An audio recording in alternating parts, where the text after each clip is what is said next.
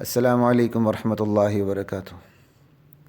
بسم اللہ والحمد للہ والصلاة والسلام علی رسول اللہ، اما بعد فاعوذ باللہ من الشیطان الرجیم، بسم اللہ الرحمن الرحیم۔ ما اصاب من مصیبت الا باذن اللہ ومن یؤمن باللہ یہد قلبہ واللہ بکل شیء علیم۔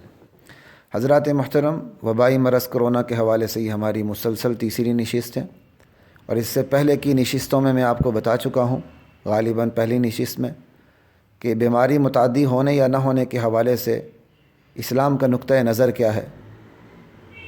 فقہائے اسلام کے اس میں دو موقف ہیں۔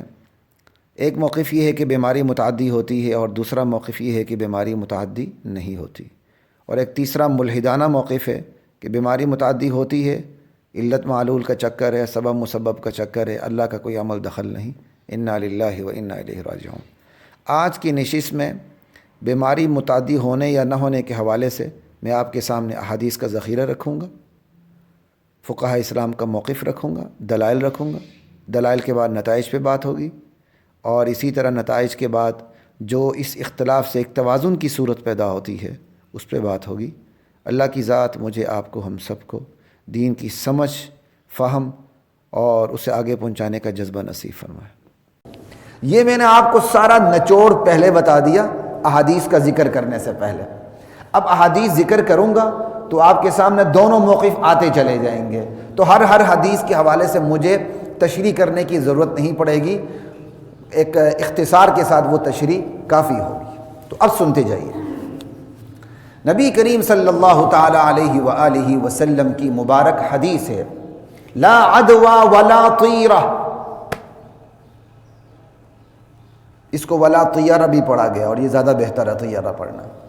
لا عدوى ولا طیرہ ولا ہامہ، اس کو ہامہ بھی پڑھا گیا، اور ہامہ پڑھنا تخفیف کے ساتھ یہ زیادہ بہتر ہے۔ ولا ہامہ ولا صفر، لا عدوى ولا طیرہ ولا ہامۃ ولا صفر۔ کوئی بیماری متعدی نہیں ہوتی، کوئی جراثیم متعدی نہیں ہوتے، کوئی بیماری متعدی نہیں ہوتی۔ ولا طیرہ، بدشگونی لینا درست نہیں۔ ولا ہامہ، الو کو منحوس سمجھنا درست نہیں۔ ولا صفر، ماہ صفر کو منحوس سمجھنا درست نہیں۔ ٹھیک ہے، تو ہماری تو فوکس ہم عدوہ پہ کر رہے ہیں نا، لا عدوہ پہ، اس لیے باقی چیزوں کو میں نہیں چھیڑوں گا۔ اور آگے جو حدیث مکمل ہو رہی ہے، اس حدیث کے اندر دو بڑے جملے ہیں، ایک جو جملہ یہ ہو گیا، دوسرا وَفِرَّ مِنَ الْمَجْزُومِ كَمَا تَفِرُّ مِنَ الْأَسَدِ۔ کوڑ کے مریض سے ایسے بھاگو جیسے تم شیر کو دیکھ کے بھاگتے ہو۔ اب اس حدیث کے دو جملے ہیں، ایک سے پتہ چلتا ہے لا عدوہ بیماری متعدی نہیں ہوتی، اور دوسرے جملے سے کیا پتہ چلتا ہے؟ کوڑ کے مریض سے ایسے بھاگو تم جیسے شیر کو دیکھ کے بھاگتے ہو، پتہ چلتا ہے بیماری متعدی ہوتی ہے۔ تو یہ جو جوابات ہیں فریقین ایک دوسرے کو جواب دیتے ہیں، وہ میں نے آپ کو پہلے ہی بتا دیا، ٹھیک ہے؟ وہ یہاں آپ ہر حدیث کے ساتھ ان جوابات کو فٹ کرتے خود ہی آ جائیں۔ اگر میں اسی پہ رہوں گا تو سارا وقت گزر جائے گا۔ تو یہ آپ کو بتانے کا مطلب یہ ہے کہ احادیث کے ذخیرے میں خود دونوں قسم کے اشارے موجود ہیں۔ ایک حدیث، اب دوسری حدیث، لا عدوى ولا صفر ولا ہامہ، اسی مضمون کی حدیث ہے۔ بیماری متعدی نہیں ہوتی، الو منحوس نہیں ہے، الو کو منحوس سمجھنا غلط ہے، ماہ سفر کو منحوس سمجھنے کا عقیدہ نظریہ غلط ہے۔ تو ایک شخص اللہ کے نبی سے پوچھتے ہیں کہ اللہ کے رسول، ہمارے اونٹ صحرائی میدانوں میں، ریتیلی جگہوں پہ ہرنوں کی طرح چست، توانا، تندرست، صاف شفاف، پھرتیلے دوڑتے پھرتے ہیں، پھر ہوتا کیا ہے؟ فَيُخَالِطُهَا الْبَعِيرُ الْأَجْرَبُ، اچانک ایک خارش زدہ اونٹ آ کے ان کے اندر گھس جاتا ہے، مل جاتا ہے۔ فَيُجْرِبُهَا، وہ سارے اونٹوں کو خارج زدہ کر دیتا۔ تو نبی کریم صلی اللہ علیہ وسلم نے اس شخص کی اس بات پہ نہ ہاں کی نہ کی، آپ نے آگے سے سوال فرما دیا، فمن اعد الاول وفی روایت فمن اجرب الاول۔ اچھا یہ تو بتاؤ، جس خارشی اونٹ نے سب کو خارج زدہ کر دیا، اس خارشی اونٹ کو خود خارش کہاں سے لگی؟ بات سمجھ آ رہی ہے؟ جس خارشی اونٹ نے باقی اونٹوں کو خارش زدہ کر دیا، یہ بتاؤ اس خارشی اونٹ کو خود خارش کہاں سے لگی؟ اب یہ اتنی واضح حدیث ہے ان حضرات کے لیے جو کہتے ہیں بیماری متعدی نہیں ہوتی، لیکن دوسرے حضرات اس کا جواب دیتے ہیں کہ آپ نے جو اس نے بات کی، آپ نے انکار نہیں کیا کہ اس سے ان کو نہیں لگی، بلکہ آپ نے سوال کر دیا پہلے کو کہاں سے لگی؟ تو مطلب یہ ہے، اللہ کے نبی کے حدیث کا فرمان کا بتانے کا مقصد یہ ہے کہ بیماری کبھی ڈائریکٹلی لگتی ہے، جیسے پہلی کو لگی، پہلے خارشی اونٹ کو، کبھی انڈائریکٹ لگتی ہے، متعدی ہو کے لگتی، جیسے ایک سے دوسروں کو لگ گئی۔ جوابات موجود ہیں، آپ کے سامنے صرف حدیث کا ذخیرہ رکھنا، پھر اس پہ بات کرنی۔ دو حدیثیں ہو گئی، اب تیسری سنیے، لا یورد ممرض علی مصح، یا لا یورد ممرض علی مصح، بیمار اونٹوں کو لے جا کے تندرست اونٹوں کے ساتھ ملا نہ دینا۔ اب یہ بھی بتاتی ہے کہ بیماری متعدی ہو جاتی ہے، اشارہ مل جاتا ہے۔ چوتھی حدیث، اذا سمعتم الطاعون، جب تم سنو کہ طاعون کی وبا پھیل چکی ہے، اذا سمعتم الطاعون بارض، جب تم سن لو کہ کسی سرزمین پہ کسی علاقے میں طاعون کی وبا پھیل چکی ہے، فلا تدخلوها، اس میں داخل نہیں ہونا۔ وَإِذَا وَقَعَ بِأَرْضٍ وَأَنْتُمْ فِيهَا، اور اگر کسی سرزمین پہ طاعون کی وبا پھیل جائے اور تم وہاں موجود ہو تو فلا تخرجوا منها، پھر وہاں سے نکلنا بھی نہیں۔ طاعون ہو تو داخل نہیں ہونا، خود اندر ہو تو باہر نہیں نکلنا، مکمل لاک ڈاؤن۔ بات سمجھ آ رہی ہے؟ یہ لاک ڈاؤن تو اللہ کے نبی کی حدیث سے پتہ چلتا، اور یہ متفق علیہ حدیث ہے، مسلم میں بھی ہے، بخاری میں بھی ہے۔ بظاہر اس سے بھی پتہ چلتا ہے بیماری متعدی ہوتی ہے، لیکن دوسرے یہی جواب دیں گے روکا اس لیے گیا ہے کہ عقیدہ خراب نہ ہو جائے کہ ایک کی وجہ سے دوسرے کو لگی ہے۔ آگے چلیں،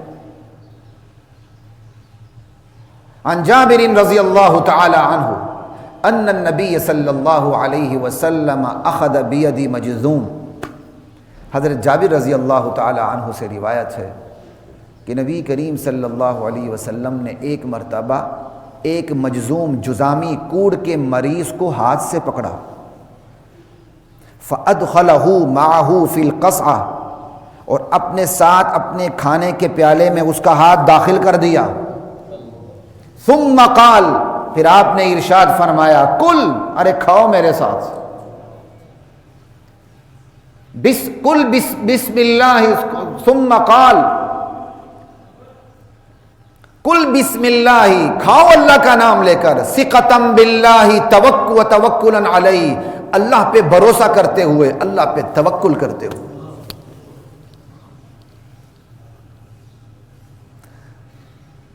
یا اس کا ترجمہ، کھاؤ اللہ کے نام سے، میں اللہ پہ بھروسہ کرتا ہوں، میرا اللہ پہ پورا توکل ہے، آ جاؤ میرے ساتھ شریک ہو جاؤ۔ اور آپ نے دو کام کیے، یہ نہیں کہ اس کو چھوا نہیں، اس کا ہاتھ پکڑا، پکڑ کے خود کھانے کے پیالے میں اس کا ہاتھ داخل کیا، اپنے ساتھ کھلایا۔ یہ توکل اور کی انتہا ہے اللہ کے نبی کی۔ 5 حدیثیں ہو گئی، تیسری حدیث اب چھٹی سن لیں، پھر آگے چلتے ہیں۔ ایک وفد آیا نبی کریم صلی اللہ علیہ وسلم کے پاس بیعت کے لیے، ایک کوڑ زدہ مریض، جذامی مریض باہر تھا، اسے آپ نے اندر نہیں آنے دیا۔ اس نے کہا، آپ نے اسے ہاتھ نہیں ملایا، کہا واپس چلے جاؤ، تمہاری بیعت ہو چکی ہے۔ یعنی ایک طرف آپ ایک مجذوم کو اپنے ساتھ کھانے میں شریک کر رہے ہیں، اور دوسری طرف ایک بندہ کوڑ کے مریض کو دوسرے واقعے میں قریب آنے نہیں دے رہے، کہتے ہیں واپس چلے جاؤ، تمہاری بیعت ہم نے کر لی، تمہاری بیعت کنسیڈر ہو گئی ہے۔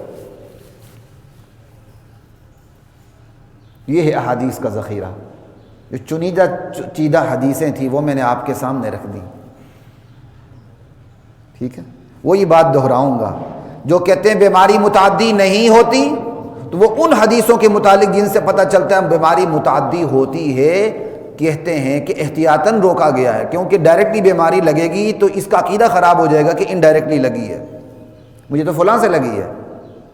اور جو کہتے ہیں بیماری متعدی ہوتی ہے، تو وہ ان احادیث کے متعلق جن سے پتہ چلتا ہے کہ بیماری متعدی نہیں ہوتی، سمجھائیے، وہ کہتے ہیں اس سے مراد یہ کہ خود بخود نہیں ہوتی، تو خود بخود کوئی چیز نہیں ہوتی بلکہ اللہ کے اذن سے ہوتی۔ تو حضرات محترم، اب میں موقف اور دلائل کے بعد نتائج کی طرف آ رہا ہوں۔ کسی بیماری کا متعدی ہونا بھی یقینی نہیں، گمان غالب ہے، جیسے آج ہمارا گمان غالب ہے کہ بیماری متعدی ہوتی ہے، کیونکہ اس غالب گمان کے ساتھ سائنس کی تائید بھی حاصل ہے۔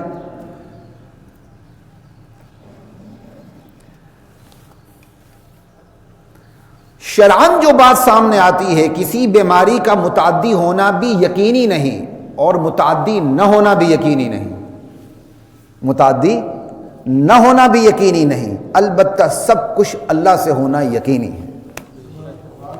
بات سمجھ آ رہی ہے؟ بیماری کا متعدی ہونا بھی یقینی نہیں، نہ ہونا بھی یقینی نہیں، البتہ سب کچھ اللہ سے ہونا یقینی ہے۔ اس لیے اگر آپ بیماری کو متعدی سمجھتے ہیں تو ضرور سمجھیے، غلط نہیں ہے، لیکن اسے یقین کی اس حد تک نہ لے جائیں کہ اللہ سے ہونے کا یقین متاثر ہو جائے، کیونکہ یقین کے لیے کانٹ کا کام کرتا ہے۔ اگر آپ نے سمجھا بیماری متعدی ہوتی ہے اور ساری کنسنٹریشن وہاں چلی گئی تو اللہ کا تصور غائب ہو گیا، جیسے میڈیا کے ذہنوں سے اللہ کا تصور غائب ہوا اس وقت، پھر یہی ڈرامہ ہوتا ہے۔ اگر آپ بیماری کو متعدی نہیں سمجھتے تو نہ سمجھیں، کوئی فرق نہیں پڑتا، لیکن اسے یقین کی اس حد تک نہ لے جائیں کہ آپ احتیاطی تدابیر سے بھی بالا تر ہو جائیں۔ جیسے بعض مولویوں نے کھڑے ہو کے کہا آ جاؤ جپھے لگاؤ، تمہیں کرونا ہوئے گا تو میں ذمہ دار ہوں، یہ کوئی باتیں کرنے کی ہیں؟ یہ جاہلیت ہے۔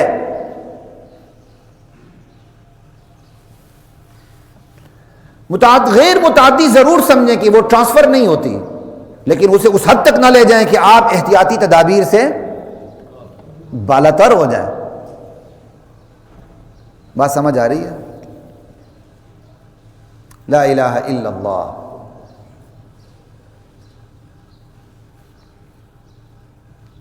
اب میں آتا ہوں میڈیکل سائنس کی طرف۔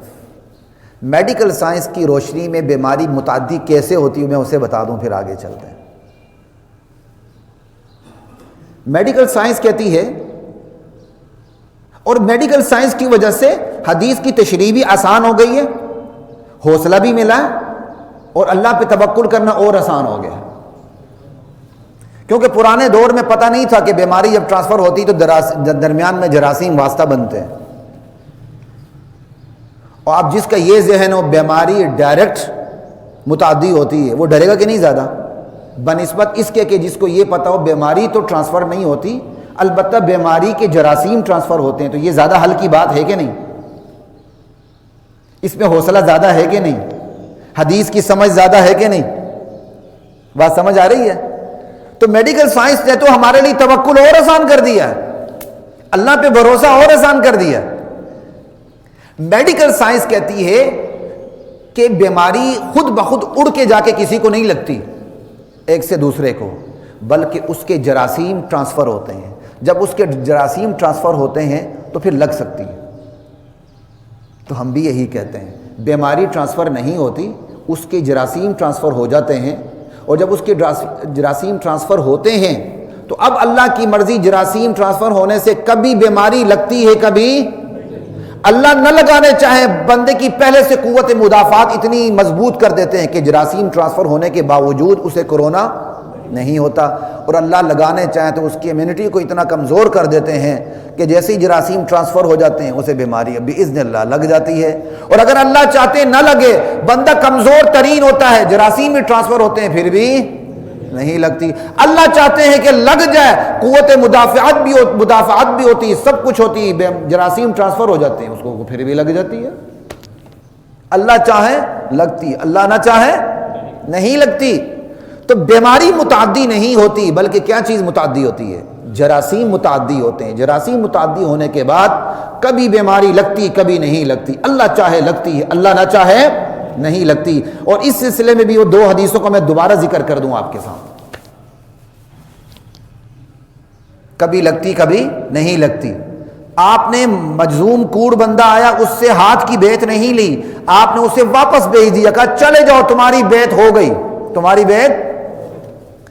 امکان ہے کہ جراثیم ٹرانسفر ہو جائے، امکان ہے کہ، لیکن اگر اللہ چاہے تو پھر وہ امکان کسی کام کا قطعاً نہیں ہوتی۔ تو پھر آپ نے ایک مرتبہ کیا کیا؟ اپنے عمل سے ثابت کر دیا جب تک اللہ نہ چاہے جراثیم ٹرانسفر نہیں ہو سکتے۔ آپ نے کوڑ کے مریض کو ساتھ بٹھا کے ہاتھ پکڑ کے کھانے کے پیالے میں ڈال دیا، کھا میرے ساتھ کھاؤ۔ آپ نے اپنے عمل سے بتا دیا کہ جراثیم خود بخود ٹرانسفر ہو کے خود بخود کسی کو بیماری لگا دیں، یہ بات سمجھ آ رہی ہے؟ اور اللہ کے نبی کی ہر ادا کسی فائدے سے خالی نہیں ہے۔ چونکہ ہمارا ایمان کمزور ہے تو ہم عام حالات میں ہماری کامن پریکٹس کیا ہے اور کیا ہونی چاہیے؟ وہ یہی ہے کہ ہم کرونا کے مریض سے دور رہیں، کرونا کا مریض ہم سے دور رہے، کیونکہ ہمارا اتنا ایمان مضبوط نہیں۔ ہم نے عام حالات میں اسی پہ عمل کرنا ہے۔ اور اللہ کے نبی نے امت پہ شفقت فرماتے ہوئے یہی کہا ہے کہ کوڑ کے مریض سے ایسے بھاگو جیسے شیر سے بھاگتے ہو۔ آپ نے اپنی امت پر رحم کھاتے ہوئے فرمایا۔ لیکن نبی کی کوئی ادا فائدے سے خالی نہیں۔ آپ نے جو کوڑ کے مریض کو ساتھ بٹھا کے کھانا کھلایا، یہ توکل کی انتہا تھی۔ جس کا اتنا بڑا توکل ہے وہ آج بھی کھا سکتا ہے، وہ آج بھی کھا سکتا ہے، لیکن عمومی طور پر ایسا نہ کریں۔ لیکن خاص حالات آ جاتے ہیں کہ اس حدیث پر عمل کرنا ہوتا ہے، پھر اللہ کے نبی کے متعلق پتہ چلتا ہے وہ واقعی اللہ کے نبی تھے، اپنی طرف سے بات نہیں کرتے تھے، من جانب اللہ بات کرتے تھے۔ وہ کیسے؟ آپ کو 3 چیزیں بتا دیتا ہوں، آپ کو پتہ چل جائے گا کہ اس حدیث پہ کیسے عمل ہوتا ہے، آج بھی ہوتا ہے۔ خدا نخواستہ جنگی حالات ہو جائیں، خدا نخواستہ، اب فوج ایک دوسرے سے بھدکے گی، نہیں میرے قریب نہ ہو، کرونا ہو جائے گا، کہ نہیں، فوج سب کچھ خطروں کو بالا طاق رکھتے ہو مورچوں میں گھسے گی، دشمن کو منہ جواب دے گی، ایسا ہے کہ نہیں؟ آپ کے فورسز اگر ابھی کیا کہتے ہیں یہاں جلوس آ جائے، کچھ ہو جائے، تو آپ کے سارے فورسز اکٹھے ہو کے نہیں جائیں گے؟ کیا وہ دیکھیں گے کہ ہمیں کرونا ہو جائے گا؟ نہیں۔ جنگی حالات میں پھر یہ چیز دیکھی نہیں جاتی، تو اللہ کے نبی کی حدیث جنگی حالات کے لیے موجود ہے۔ ایمرجنسی میں یہ چیز دیکھی نہیں جاتی۔ آپ دیکھیں ہاسپٹلز میں ہمارے ڈاکٹرز، ہمارے نرسز، ہمارا پیرامیڈیکل سٹاف جو ہے، کس خطرے میں انہوں نے اپنی جانوں کو رکھا ہوا ہے کہ نہیں؟ احتیاطی تدابیر اپنی جگہ، لیکن پاکستان جیسے ملک میں احتیاطی تدابیر نامکمل ہیں۔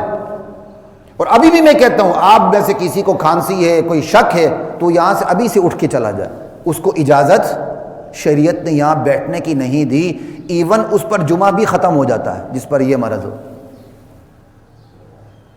خود اپنے شوق میں دوسروں کے عقیدے بھی سے بھی نہ کھیلیں اور دوسروں کی جان سے بھی نہ کھیلیں، ایمان سے بھی نہ کھیلیں۔ یہ ایمرجنسی حالات ہوتے ہیں جس پہ عمل کرنا ہوتا ہے۔ اور تیسری ایمرجنسی حالت بتا دیتا ہوں، خدا نخواستہ کسی کے قریب ترین عزیز کو کرونا ہو جاتا ہے، بیٹے کو، بیٹی کو، ماں کو، باپ کو، بھائی کو، اسے سنبھالنے والا کوئی بھی نہیں۔ اب کیا وہ بھاگ جائے گا؟ نہ مجھے کرونا ہو جائے گا، وہ شہر چھوڑ کے ہی بھاگ جائے، باپ کو لاوارث کر دے، ماں کو لاوارث کر دے، بیٹے کو، بیٹی کو، بہن کو، بھائی کو لاوارث کر دے، نہیں، اسے لنگوٹ کس کے میدان میں آنا ہوگا، اعلان کرنا ہوگا، چھلانگ لگانی ہوگی، اللہ کا حکم ہوگا تو کرونا لگے گا، وگرنہ احتیاطی تدابیر کرتے ہوئے مریض کے تمام حقوق ادا کرنے ہوں گے، ڈاکٹرز کی ہدایات کے مطابق اس کے ساتھ کھڑا ہونا ہوگا یا اس سے دور کھڑا ہونا ہوگا، لیکن اس سے بھاگنا نہیں ہوگا۔ کوئی بات سمجھ آ رہی ہے آپ کو؟ خدا کی قسم اسلام کی قدر آتی ہے، جن کے دل میں کجی نہیں ان کو ان ہنگامی حالات میں اسلام کی سمجھ زیادہ آئے گی۔ ابھی میں پچھلے دنوں فیس بک پہ میں کسی بیرونی ملک ڈاکٹر کا وہ قصہ پڑھ رہا تھا کہ ڈاکٹر نے کہا جی ہم علاج کر رہے ہیں لیکن ایک واقعہ ایسا ہے کہ میں اپنے آپ پہ قابو نہ رکھ سکا، جیسا اس کا مضمون ہے، مضمون بتا رہا ہوں۔ کہا ایک بندے کو کورونا ہوا، اس کی آخری حالت ہو گئی، مرنے کے چانس نہیں، زندہ رہنے کے چانس نہیں رہے۔ اس نے اپنی آخری خواہش کا اظہار کیا کہ مجھے میری فیملی سے ملا دو۔ تو ڈاکٹر کہتا کیا، آخر ہم نے اس کے اصرار پر فیصلہ کر لیا کہ اس کی فیملی کو ملا دیں۔ ہم نے فون پہ اس کی فیملی سے رابطہ کیا تو فیملی نے کہا ہم نے نہیں آنا، کورونا ہو جائے گا۔ کیا کوئی مسلمان ایسا کر سکتا ہے؟ جو نیچر کو سب کچھ سمجھتے ہیں نا، علت اور معلول کی دنیا میں اللہ کو درمیان سے نکال دیتے ہیں، ان کا یہی حشر ہوتا ہے۔ ارے بھائی مصائب کے ہجوم میں تو مرد مومن کا ایمان بڑھ جاتا ہے، اللہ پہ توکل بڑھ جاتا ہے، اس کی ایمانی قوت آسمان سے باتیں کرنے لگتی ہے۔ وَلَنَبْلُوَنَّكُمْ بِشَيْءٍ مِّنَ الْخَوْفِ، میرے بندوں ہم تمہیں ضرور آزمائیں گے، خوف و خطر میں ڈال کے، والجوع، بھوک کا شکار کر کے، ونقص من الاموال، مال کو گاٹے میں ڈال کے، والانفس، جانوں کا نقصان کر کے، والثمرات، تمہاری آمدنیوں کا، تمہارے پھلوں کا نقصان کر کے۔ لیکن خوشخبری بھی کن لوگوں کے لیے جو ان حالات میں اللہ سے جڑ جاتے ہیں۔ وَبَشِّرِ الصَّابِرِينَ الَّذِينَ إِذَا أَصَابَتْهُمْ مُصِيبَةٌ قَالُوا إِنَّا لِلَّهِ وَإِنَّا إِلَيْهِ رَاجِعُونَ، جو مصائب کے ہجوم میں اللہ کو چھوڑ کے بھاگتے نہیں۔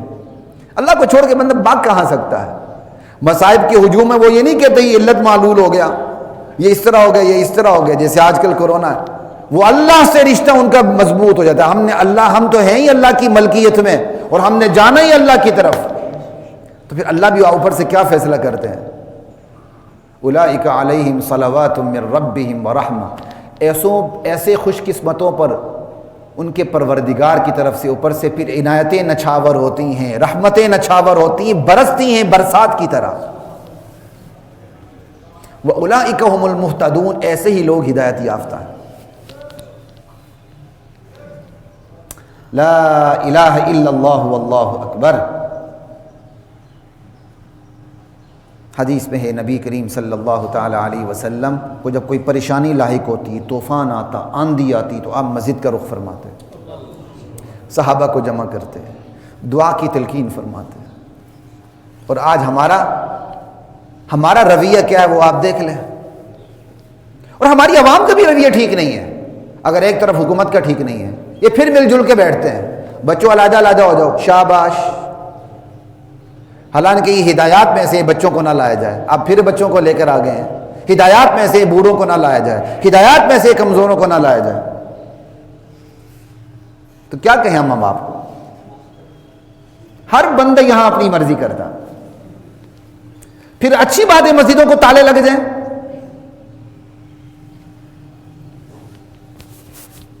لا الہ الا اللہ۔ شام میں وبا پھوٹتی ہے جہاں عمر داخل نہیں ہوئے، اسلام کے جلیل القدر صحابی اور جرنیل جن کے بارے میں حضرت عمر نے کہا تھا آج ابو عبیدہ بن جراح زندہ ہوتے تو میں اپنے بعد ان کو خلیفہ بناتا۔ سمجھ آئی؟ وہ بھی اس مرض میں شہید ہوتے ہیں۔ شہادت سے پہلے معاذ بن جبل رضی اللہ تعالی عنہ کو اب ذمہ دار مقرر کرتے ہیں، اور جب حضرت معاذ بن جبل ان کی جگہ لے لیتے ہیں ان کی شہادت کے بعد، تو پھر لوگوں سے کیا کہتے ہیں؟ طاعون کی وبا پھیلی ہوئی ہے، یہ نہیں کہتے مساجد بند کرو، یا ایھا الناس توبوا الی اللہ توبۃ نصوحا، لوگوں گر گڑا کے اللہ کے حضور پیش ہو کے توبہ کر لو، خالص توبہ کر لو۔ یعنی حقوق اللہ، سب سے پہلے حقوق اللہ۔ اور دوسری بات کیا کہی؟ دیکھو طاعون کی وبا پھیلی ہوئی ہے، تم میں سے جس کسی نے اپنے بھائی کا قرضہ دینا ہے فوراً دے دے جا کے۔ یہ احتیاطی تدابیر ہو رہی ہیں وبا سے بچنے کے لیے۔ دو، تیسرا کہا تم میں سے کسی نے اگر اپنے بھائی کے ساتھ، کسی مسلمان بھائی کے ساتھ باتیں بند کی ہوئی ہیں تو 3 دن سے زائد باتیں نہ کرنا غلط ہے، جا کے اس سے ہاتھ ملائے، اس سے ملاقات کرے، اس سے مصافحہ کرے، رنجشیں دور کرے۔ یہ طاعون کی وبا کو ختم کرنے کے لیے تدبیر کون بتا رہے ہیں؟ نبی کے صحابی بتا رہے ہیں۔ لیکن اس کا یہ مطلب نہیں کہ آپ علاج نہ کریں، لیکن روح کا علاج پہلے کریں، جسم کا علاج بعد میں کریں۔ روح کا علاج پہلے ہے، علاج سے کوئی انکار نہیں ہے، علاج تو ہوگا۔ حضرت ابو خزاع رضی اللہ تعالی عنہ نبی کریم صلی اللہ علیہ وسلم سے پوچھتے ہیں کہ یا رسول اللہ، کیا علاج تقدیر کو بدل سکتا؟ آپ نے جواباً ارشاد فرمایا ہی من القدر، ارے علاج بھی تو تقدیر کا حصہ ہے، علاج بھی تو، بیماری تقدیر ہے تو اس کا علاج بھی، اور تقدیر سے بھاگنا نہیں۔ جب بیماری لگ گئی تو علاج سے بھاگنا نہیں۔ نبی کریم صلی اللہ علیہ وسلم سے پوچھا گیا دوا دارو کے بارے میں، دیہاتی ہے، انہوں نے کہا حل علینا حرج اللہ نتداوی، یا رسول اللہ کے رسول، کیا حل علینا جناح، کیا کوئی ہم پر گناہ ہوگا اگر ہم دوا نہ کریں، دوا دارو نہ کریں؟ حضور نے کیا جواب دے دیا؟ تداووا یا عباد اللہ، اے اللہ کے بندو دوا دارو کیا کرو، فإن اللہ لم یضع داء الا وضع معه شفاء، اللہ نے کوئی بیماری رکھی نہیں جس کے لیے کوئی دوا رکھی نہ ہو۔ بیماری رکھی تو اس کی دوا بھی رکھی ہے، لکل داء دوا، ہر بیماری کی دوا ہے۔ فإذا أصاب دواء الداء، جب دوا بیماری کو پہنچ جاتی ہے، برئ بإذن اللہ، مریض اللہ کے حکم سے ٹھیک ہو جاتا ہے۔ لا الہ الا اللہ۔ غزوہ خندق ہے، غزوہ احزاب ہے، پورا عرب، اس وقت کی جو عرب کی اقوام متحدہ تھی، سب عرب مل کر ٹوٹ پڑے تھے مدینے پہ۔ اب خندق کھود رہی تھی، صحابی ایک ایک پتھر اٹھا رہے تھے۔ عمار بن یاسر رضی اللہ عنہ 2 پتھر اٹھا کے لا رہے تھے۔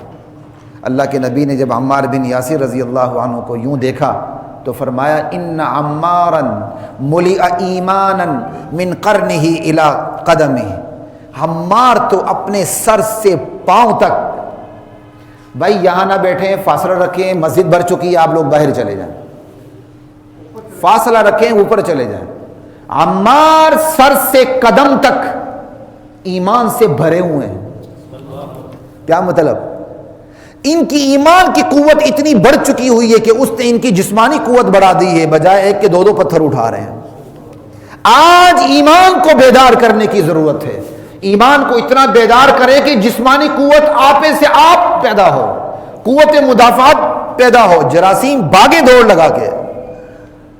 ہم نے کورونا سے جنگ لڑنی ہے، اس طرح جنگ نہیں ہوتی ہے۔ عام حالات میں کبھی آپ کہیں گے میں نے کتے سے جنگ لڑنی ہے، میں نے مچھر سے جنگ لڑنی ہے؟ بیوقوفانہ احمقانہ باتیں ہیں۔ بچاؤ کرنا ہے، حفاظتی تدابیر کرنی ہے۔ پورے ذخیرے احادیث میں کبھی جنگ کا لفظ نہیں ملا، بیماریوں کے لیے پناہ مانگی گئی ہے۔ لا الہ الا اللہ واللہ اکبر۔ مصائب کے ہجوم میں مومن کی شان بان آن یہ ہوتی ہے کہ اس کا ایمان بڑھ جاتا ہے، اور ایمان بڑھنے سے جسمانی قوت بھی بڑھ جاتی ہے، اور قرآن میں اس کا ذکر ہے۔ وَلَمَّا رَأَى الْمُؤْمِنُونَ الْأَحْزَابَ قَالُوا هَذَا مَا وَعَدَنَا اللَّهُ وَرَسُولُهُ وَصَدَقَ اللَّهُ وَرَسُولُهُ وَمَا زَادَهُمْ إِلَّا إِيمَانًا وَتَسْلِيمًا۔ جب صحابہ نے غزوہ احزاب میں مشرکین کے لشکروں کو دیکھا تو پھر کیا ہوا؟ ڈرے؟ حوصلہ گر گیا؟ نہیں، لشکروں کو دیکھ کے ان کا ایمان اور بڑھ گیا، ان کی سپردگی اور بڑھ گئی، ایمان بھی بڑھ گیا، اور ایمان کے بڑھنے سے سپردگی بھی بڑھ گئی، اپنے آپ کو سپرد کرنا، چاہے ایمان سپرد کو آپ ایک ہی سمجھ لیں، ایمان بھی بڑھ گیا، سپردگی بھی بڑھ گئی، اللہ پہ ایمان بڑھ گیا، بندہ اپنے آپ کو سپرد کر رہا تھا، اس کو علیحدہ علیحدہ رکھے، سپردگی بھی بڑھ گئی، اور جب بندہ سپرد کر دیتا ہے تو اس کی سپردگی میں بے ساختگی آ جاتی ہے، اور بے ساختگی میں ہمیشہ زور ہوا کرتا، تو ایمان بڑھنے سے جسمانی قوت بھی بڑھتی ہے۔ تو حضرات محترم، ایمان سے روح کا علاج بھی ہوتا ہے، ایمان سے جسم کا علاج بھی ہوتا ہے، اور یہ ایمان ہی کی دولت ہے، یہ یقین کی دولت ہے، یہ توکل کی دولت ہے، جس سے انشاءاللہ ہمارے درمیان سماجی بحران بھی جنم نہیں لے گا۔ خطرہ ہے سماجی بحران جنم لے، وہ کس چیز کے وہ آپ کو بتاتا ہوں، جس کی طرف بہت کم لوگ اشارہ کر رہے ہیں۔ سماجی بحران کا جو خدشہ ہے وہ آپ کو بتاتا ہوں، وہ یہ ہے، کل کلا انشاءاللہ جلدی اللہ تعالیٰ اس وبا کو ٹال دیں گے، ختم کر دیں گے انشاءاللہ، لیکن ہماری ایک سائیکی اس وقت تک ڈیولپ ہو چکی ہوگی۔ کوئی ذرا سی کھانسے، ذرا سی چھینک کسی کو آئے، ذرا سا نزلہ زکام ہو جائے، ایک دوسرے سے ڈرنے لگیں گے۔ بابو صاحب تو کتے کو لے کر کوارنٹائن ہو جائیں گے۔ سمجھ آئی بات کی؟ یہ سائیکی ڈیولپ ہو رہی ہے، اس کا خطرہ ہے، اور اس کا شدید خطرہ ہے، کیونکہ آپ کا میڈیا مکمل طور پہ صرف انسانی احتیاطی تدابیر کو فوکس کر رہا ہے، دین کے بارے میں کوئی بات نہیں کر رہا۔ وہ عالم دین کو بلا کے بھی پوچھتا ہے تو انسانی احتیاطی تدابیر کے بارے میں اس سے سوال کرتا ہے۔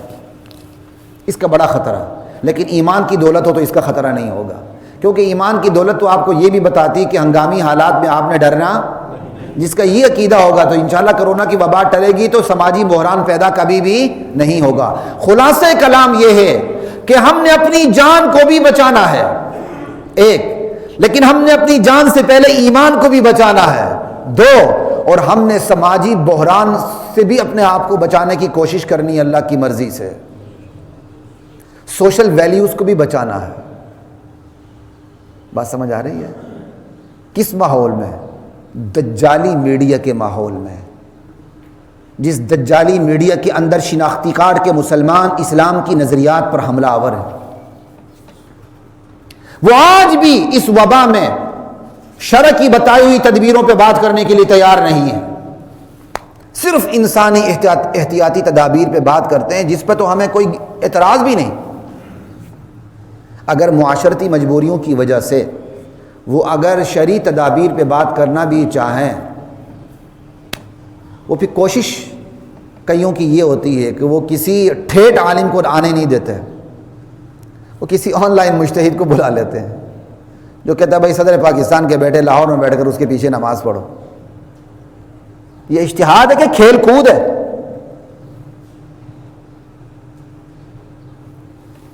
پھر وہ ایسوں کو بلاتے ہیں۔ متعدی بیماری پر شور مچائیں گے، اور اتنا شور مچائیں گے کہ قوم کا حوصلہ انہوں نے پس کر کے رکھ دیا۔ لیکن جو اخلاقی بیماری ہیں جو متعدی ہوتی ہیں، ان پر وہ گونگے شیطان بنے ہوئے ہیں۔ یہ فلمیں، یہ ڈرامے، یہ مے نوشی، یہ تمباکو نوشی، یہ کوکین نوشی، یہ مدہوشی، یہ فحاشی، یہ عریانی، یہ بے پردگی، کیا یہ اخلاقی بیماریاں متعدی نہیں ہیں؟ اور یہ بیماریاں صرف اخلاقی نہیں، جسمانی بھی ہیں۔ لیکن کبھی میڈیا نے شور مچایا کہ ان پہ پابندی لگے؟ کبھی نہیں۔ چلیں جی مان لیتے ہیں آپ عارضی پابندی لگا دیں، ان تمام 5 اسٹار ہوٹل سے شراب اٹھا لیں، شراب کا پرمٹ بھی ختم کر دیں، لگے گی؟ جسمانی بیماریوں پہ شور ہے، اخلاقی بیماریاں جو ایک سے دوسروں کو لگتی ہیں اس پر گونگے شیطان بنے ہوئے ہیں، ان کی بندش کے بارے میں کوئی بات نہیں۔ ہاں مساجد کو بند کرو، کرونا پھیلتا ہے، PSL کے میچ بند نہیں کرنے، اس وقت تک گونگے شیطان بن کے بیٹھنا ہے۔ کرونا آ چکا تھا، دستک دے چکا تھا، مریض آ چکے تھے، اور آپ نے اپنے PSL میچز بند نہیں کیے، اور آج ہم منہ کھول کے کہہ رہے ہیں مساجد کو بند کریں۔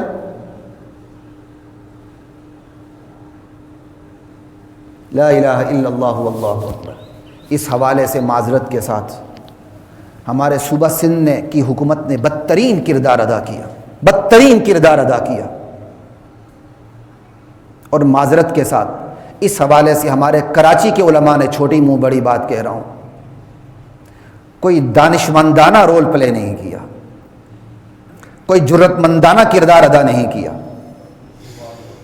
البتہ میں اس سٹیج سے مفتی منیب الرحمان کو خراج تحسین پیش کرتا ہوں. لا الہ الا اللہ. قلم کا شہسوار ہونا اور ہے، فقہ و فتوے کا شہسوار ہونا اور ہے، لیکن قیادت کی شہسواری کوئی اور چیز ہے.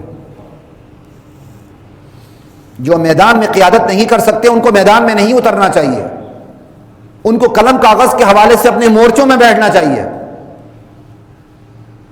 خدا کی قسم اس سے بڑا ظلم کیا ہوگا کہ 5 کنال کی مسجد 10 کنال کی مسجد میں آپ کہتے ہیں صرف 5 نمازی ہیں جمعے میں، عام نمازوں میں بھی. ارے بھائی کراچی جیسے شہر میں تو مرلے کے اندر 25 گھسے ہوئے ہیں گھروں میں، تو پھر آپ وہاں کیا کرتے ہیں؟ ضرور احتیاطی تدابیر مسجد کے حوالے سے بھی ہونی چاہیے، ہم اس کا انکار نہیں کرتے، لیکن کوئی انسانوں والی تدابیر ہوں، وہ انسانوں والی ہوں، جانوروں والی نہ ہوں.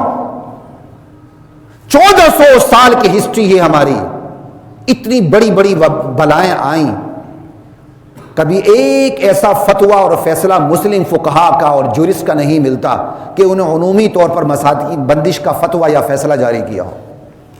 احتیاطی تدابیر اپنی جگہ ہے، مساجد کی بندش یا مساجد میں 5 نمازی کر دینا جو بندش ہی کے درجے میں بالکل الگ مسئلہ ہے. یاد رکھیے مساجد شعائر اللہ ہیں، اسلام کا پاس ورڈ ہے، اسلام کی علامات ہیں، اسلام کی نشانیاں ہیں.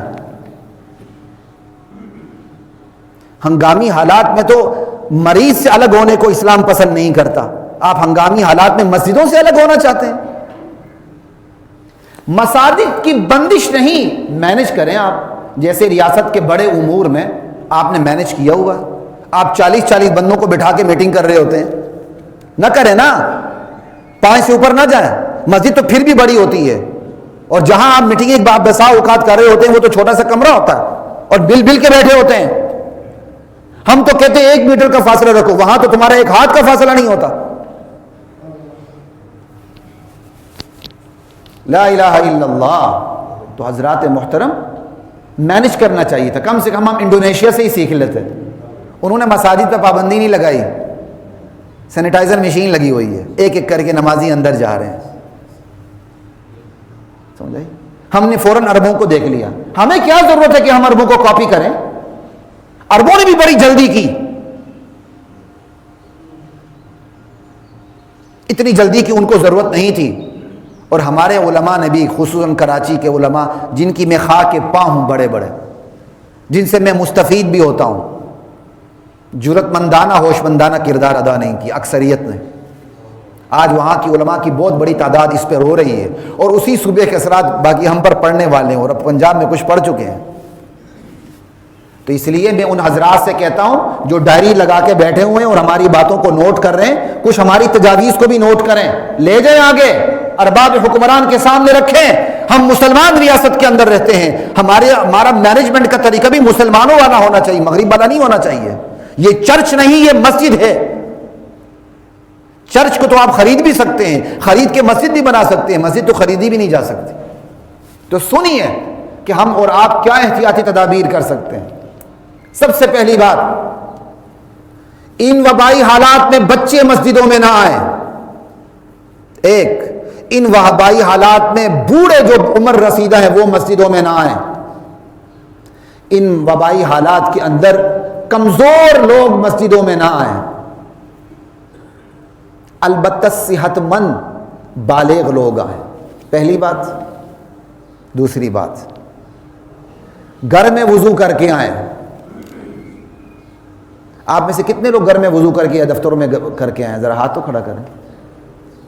دیکھیں نا، ایک تعداد ہے یہاں وضو کر رہی ہے. جب ہم عمل نہیں کریں گے تو ریاست نے پھر وہی کرنا ہے وہ جو کر رہی ہے.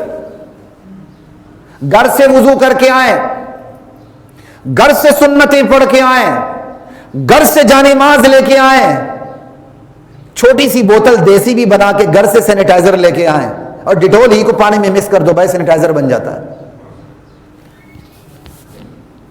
پھر مسجد آئیں، ایک ایک مسجد میں 50,000 کی لاکھ کی دیسی مشین نہیں بن سکتی جیسے جنگ میں بنی ہے 1,00,000 1.5 لاکھ کی لاگت لگا کے. سینیٹائزر مشین تو مسجد کے دروازے پہ ہونی چاہیے. چلے نہ ہو تو آپ بوتل تو لے سکتے ہیں اپنی. پھر مسجد کے اندر داخل ہوں. جب مسجد کے اندر داخل ہوں تو بیٹھے کیسے ہیں؟ کم از کم اتنا فاصلہ رکھیں کہ آپ ایک دوسرے سے نہ لگیں. اور ان حالات میں کہہ رہا ہوں کہ کم سے کم ایک آدمی کا فاصلہ رکھیں، وگرنہ یہ احتیاطی تدابیر علاقوں کے اعتبار سے مختلف ہو جاتی ہیں. ایک غیر متاثرہ علاقہ، اس میں ایک بالش یا جیسے ہم بیٹھے ہوئے ہیں اتنا کافی ہے، آپ فاصلے سے بیٹھے ہوئے ہیں. ایک کم متاثرہ علاقہ، ان میں ذرا اور فاصلہ بڑھ جائے گا. ایک شدید متاثرہ علاقہ، اس میں مسجدوں میں 1 سے 2 میٹر تک بھی فاصلہ ہو سکتا ہے، اس سے بھی زیادہ ہو سکتا ہے. ہر طرف سے 1 2 میٹر، کوئی فرق نہیں پڑتا، نماز خراب نہیں ہوتی ہے. پھر نماز مختصر ہو، ٹھیک ہے. اور نماز کے بعد اسی مسجد میں دوسری نماز بھی ہو سکتی ہے، تیسری بھی ہو سکتی ہے، چوتھی بھی ہو سکتی ہے. ایک ہی زور کی نماز 15 دفعہ کروا لیں. آپ کہیں گے حنفی اسکول آف تھاٹ میں منع ہے، بالکل منع ہے، لیکن ان حالات میں حنفی اسکول آف تھاٹ میں بھی منع نہیں ہے. یہ مسئلہ صرف شافیوں کا یا اہل حدیثوں کا نہیں ہے. ان حالات میں حنفی اسکول آف تھاٹ میں بھی منع نہیں ہے کہ آپ ایک مسجد میں 10 جماعتیں کروائیں، باری باری آئیں. اگر 12:30 سے وقت شروع ہوتا ہے تو ہر 15 منٹ بعد ایک جماعت ہو، لوگ جماعت پڑھ کے نکلتے جائیں. کیا مشکل کام ہے؟ دراصل یہ ہے چونکہ اللہ کا گھر ہے اور اللہ کے گھر کو ہم نے یتیم بنا کے رکھا ہوا ہے، ہم نے اسے مینیج نہیں کرنا. آسان بات ہے، بند کر دو یا 5 نمازیوں تک محدود کر دو. حضرات محترم ایمانداری سے سوچیے، یہ ظلم نہیں ہے. اگر آپ کے ذہن میں یہ ہے کہ مساجد میں 5 نمازیوں یا بند کر دیا جائے تو صرف ایک آپ سے گزارش کرتا ہوں، کسی ایسی مسجد کے دروازے پہ چلے جائیں جس پہ تالا لگا ہوا ہے، بشرطے کہ آپ نمازی ہیں، بشرطے کہ آپ نمازی ہیں. کسی ایسی مسجد کے دروازے پہ چلے جائیں جہاں تالا لگا ہوا ہے، بس اس کے باہر کھڑے ہو کے اس مسجد کو دیکھنا شروع کر دیں. اگر آپ اپنے آپ پہ قابو رکھ سکیں تو پھر مجھے پکڑ لیں. آپ اس مسجد کی دیواروں سے چمٹ چمٹ کے نہ روئے، آپ کی چیخیں نہ نکلی، پھر مجھے پکڑ لیں. سمجھ آئی بات کی؟ اللہ کے گھر کو ہم نے ویران کر کے رکھا ہوا ہے. ذرا اس ویرانے میں جا کے تو دیکھیں آپ کہ آپ اس دیواروں کو چمٹ کے روتے ہیں کہ نہیں روتے. تو حضرات محترم یہ چند باتیں میں نے آپ کے سامنے رکھنی تھی. احتیاطی تدابیر بھی پوری کریں. جان بچانی ہے، اس سے پہلے ایمان کو بھی بچانا ہے. تمام شرعی تدابیر کو پورا کریں، اس کے ساتھ ڈاکٹرز کی بتائی ہوئی احتیاطی تدابیر کو بھی پورا کریں. اور الحمدللہ آج ہم نے یہاں آپ کو عمل کر کے بتایا، یہی چیز آپ نے اپنے محلے کی مسجدوں میں جا کے کرنا ہے. امام صاحب کو بھی مجبور کریں کہ وہ فاصلہ رکھے، کم از کم 1 بالش کا، 1 ہاتھ کا، 1 میٹر کا، 2 میٹر کا، جیسے جیسے علاقے ہیں. لاہور میں کچھ ریڈ زون ہے، ڈیفنس فیز 4 ہو گیا، 5 ہو گیا، جیا موسیٰ ہو گیا، شادرہ ہو گیا، مغل پورہ ہو گیا، گڑی شو ہو گیا. یہ کچھ ریڈ زون متاثرہ علاقے ہیں، ان کے اندر فاصلے زیادہ ہونے چاہیے. جہاں متاثرہ علاقے نہیں ہیں وہاں بھی فاصلہ رکھیں، کم سے کم اتنا فاصلہ ضرور رکھیں کہ آپس میں مس نہ کریں. 1 بالش کا فاصلہ رکھیں. خود بخود مفتی نہ بنے. اگر ہم نے آپ کو ایک بات بتائی تو عمل نہ کرے، کرنا ہے تو کرے، نہ کرے تو آپ کی مرضی. ہم تو آپ کو بتا رہے ہیں.